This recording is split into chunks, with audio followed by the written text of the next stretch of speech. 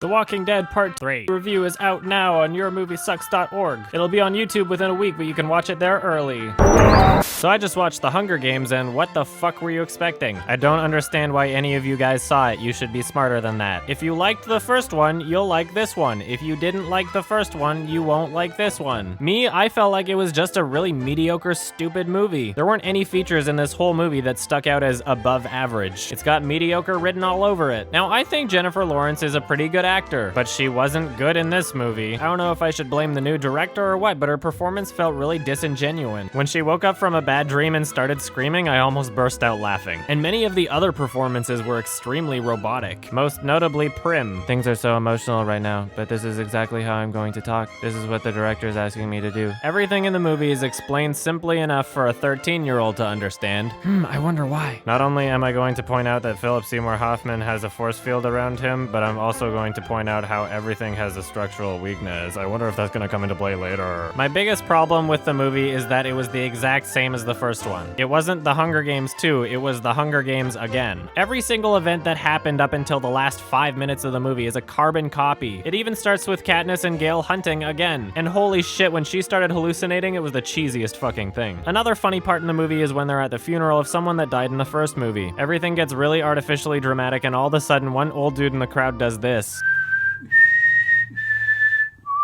But for some reason, people get beaten up for doing that throughout the whole movie as long as they're not in District 12. When the people in District 12 do it, it's showing thanks, admiration, and goodbye to a loved one. But as soon as anybody in a different district does the exact same thing, they're like, no, we gotta beat you up, you're part of the rebellion. Despite this movie being a carbon copy, there were not nearly as many annoying characters in the first movie. The old woman who didn't talk, she was really annoying. The crazy lady that just kept going tick-tock, tick-tock, tick-tock was also really annoying. Considering we've seen pretty much everything in the first movie already, I was kind of expecting them to just sort of brush past some of the scenes. You know, let us know that the events occurred without showing them in full length because we've already seen it. But no, it's apparently just as important the second time. And I love how the characters were like, oh, now you're up against people that have also been winners in the Hunger Games, so now it's super dangerous. But wouldn't you know it, everybody that shows up to kill them just immediately dies. It's really difficult to make me feel as though the characters are in danger when everything's so goddamn convenient. Oh no, the fog is slowly rolling towards me. I'm gonna stick my finger out and touch the very edge of the fog and be like, oh no, ouch, ooh, it's poisoned, and roll around for fucking like 5 whole seconds, but the fog hasn't caught up to me yet,